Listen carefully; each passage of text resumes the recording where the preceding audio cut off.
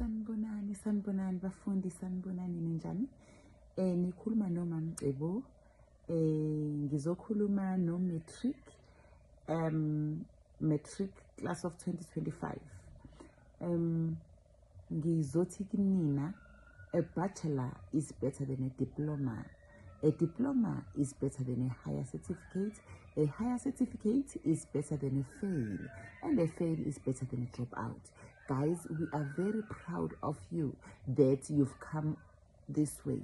Nabekezela kwazi kwabala, we understand very well ukuthi ukufunda is not an easy thing.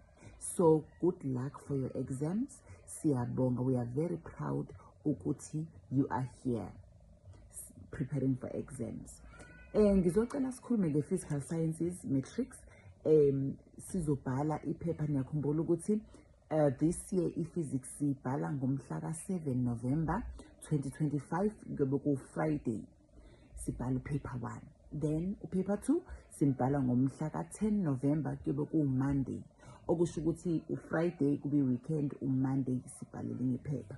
So ngifuna nje sibuke okubaluleke kakhulu njengamanje. Ngiyazi ukuthi konke senikwenzile, senifundile, othisha banifundisile. Okubalulekile la ukuthi understand ukuthi we do not panic. Ukusebenza kwethu kanzima kusenza singasabi lutho. Masiya lapha na paper 1, paper 1 sibuka istructure sakhe. Iphepha lethu liwu 150 marks and silibhala u3 hours. And uphepha lethu linama multiple choice questions awu 10. Asinikeza u20 marks kwi question paper.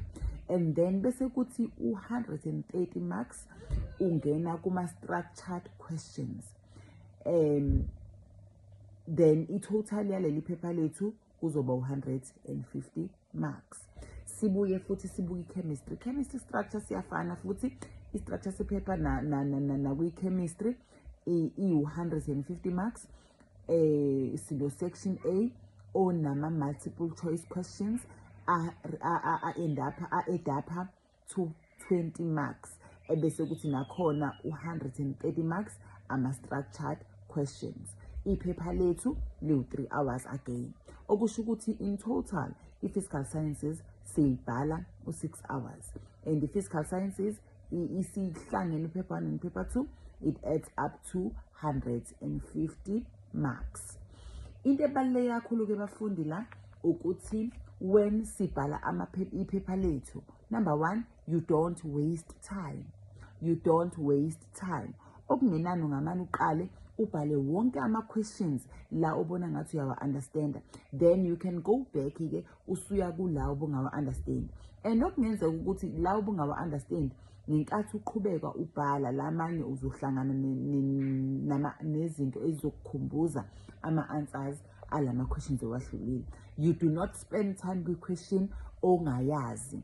Uyayibuka uma ubona ukuthi iyakuhlula uyadlula because kuthatha isikhathi sakho. Kungcono ukusalelwa isikhathi ekugcineni ukuze ukwazi ukubuya uqedele kunokuthi uphelelwe isikhathi. Mhlawumbe uthola ukuthi i-question ingasekugcineni, i-question ubungakwazi ukuthi uyenze njani uyiphase kalula.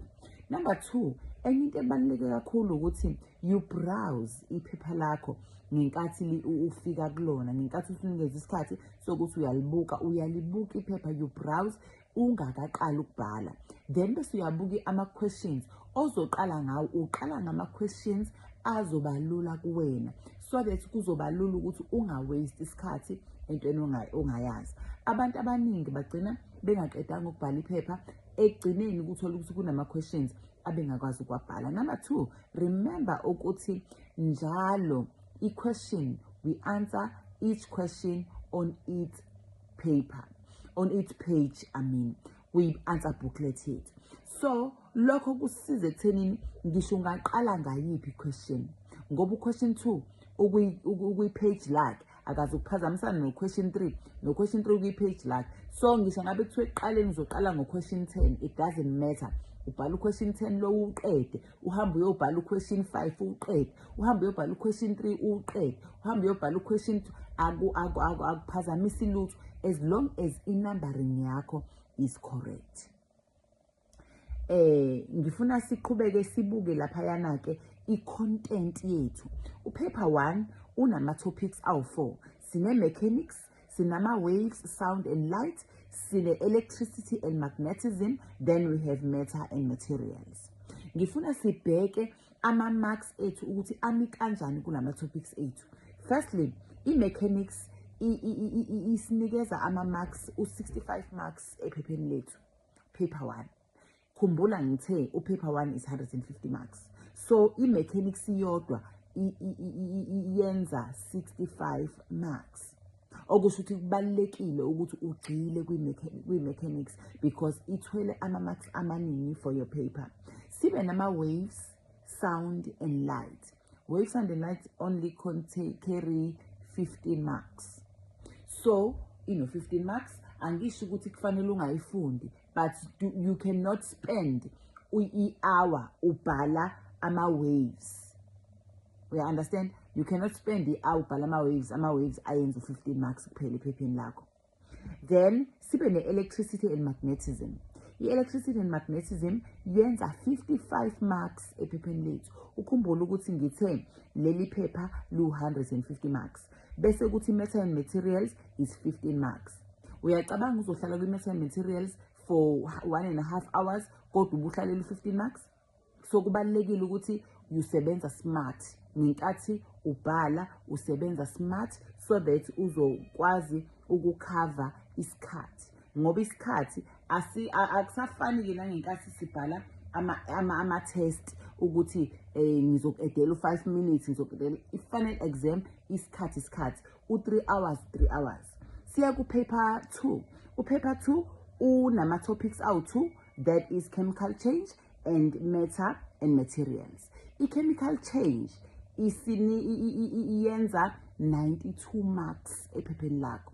So kubalekile ukuthi you prepare very well for this.